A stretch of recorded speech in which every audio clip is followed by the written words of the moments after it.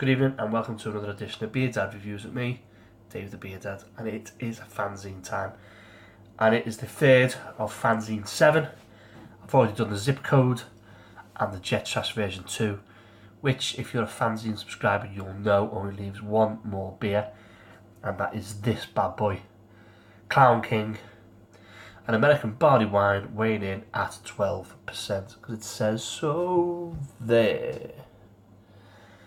Best before in this one is the 2nd of July 2020. Says so there. Didn't have the original Clown King when it came out way back, whenever it was, but it looks like it's one of these Brewdog originals, like Chaos Theory. That's a big Brewdog original. Right, ABV is 12%, IBU is 65. Malts are pale, Cara, medium crystal and brown and Munich. Kettle hops are Magnum, Simcoe, Mosaic and Anathema.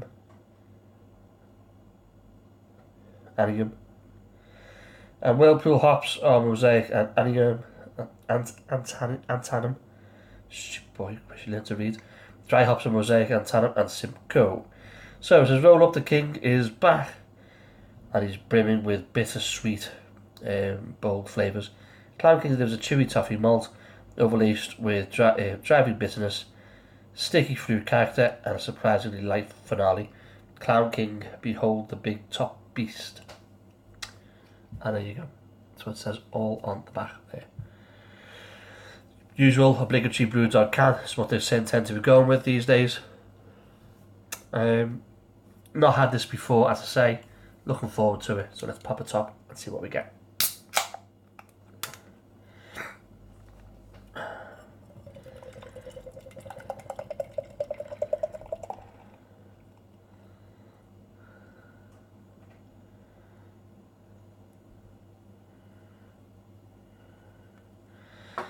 There we go. Beer in a glass then. Let's put a light to it. Wow, look at that. Like an awesome sunset. It's a dark, very dark amber. Red. Well, it is red. That's a beautiful, beautiful colour.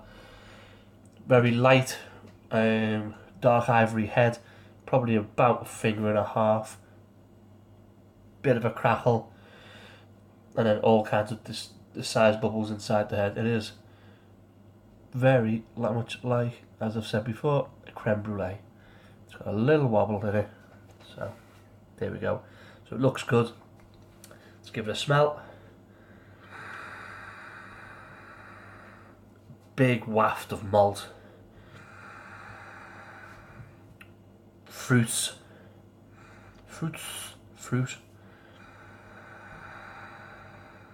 A bit of pineapple, a bit of grapefruit there.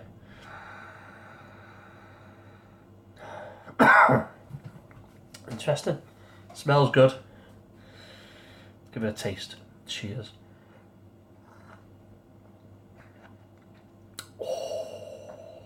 Oh my days. Wow, there's all kinds going on here. Right, so it starts off with carbonation. 0. Super light carbonation. Body wise, it's medium, light to medium body. A little bit of slickness to it. There's a big alcohol hit when you get it in your mouth.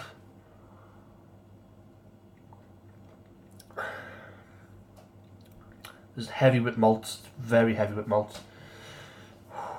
It's a bit like medicine, a proper cough syrupy medicine.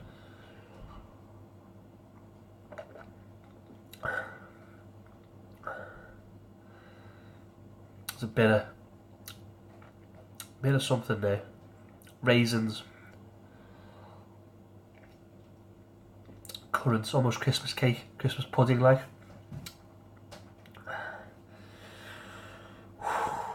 There's definitely a bit of grapefruit in that.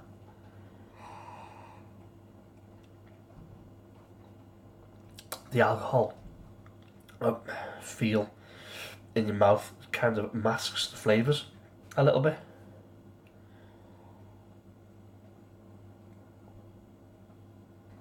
I'm not saying it's a bad drink, it isn't. It's very, very, very pleasant.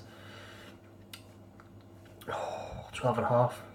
This is a good night Vienna drink for me, this.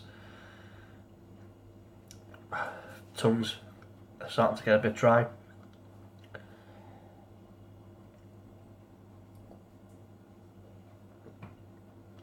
But it's okay. It's not an uncomfortable feeling in your mouth. So the outfeel for me, the alcohol is just hiding a lot of the flavour. You're getting big malt, then the alcohol hits, and then this kind of things just pop. You get a little bit of suggestion of raisin, you get a suggestion of grapefruit, you get a suggestion of brown sugar. Not quite molasses, but certainly brown sugar, maybe a little bit of treacle. And then the alcohol just washes it away. Excuse me.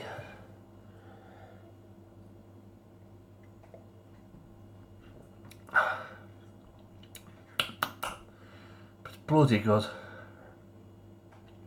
Now apparently the original one was a bit more harsher than this, from what I can gather. It's good. Couldn't drink loads of these. Well, 12.5, you wouldn't want to, would you?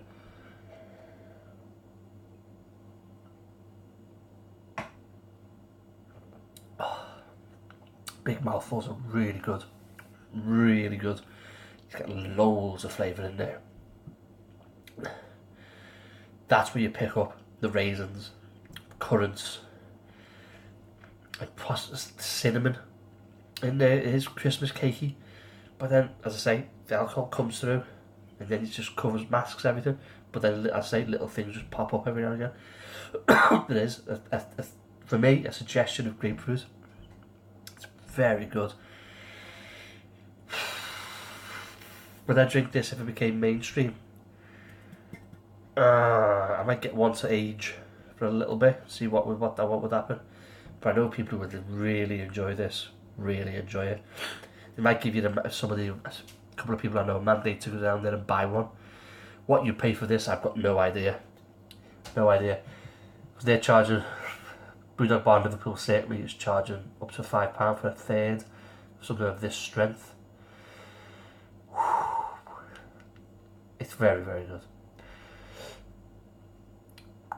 So yeah, so do I like it? Yes. Would I buy it again? Probably, as I say, just for the sake of having one in the fridge or in the cupboard just to age. See what would happen if I give it a couple of years. Would recommend it to friends, so absolutely, definitely I would.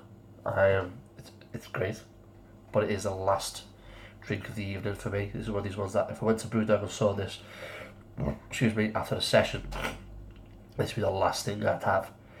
Kind of like on the same scale as the abstract beers, or even Tokyo Star if they had that on bottle or draft. Just send me over the edge, just send me home quite nicely. This is a very, very, very good beer. Well done, Brewdog.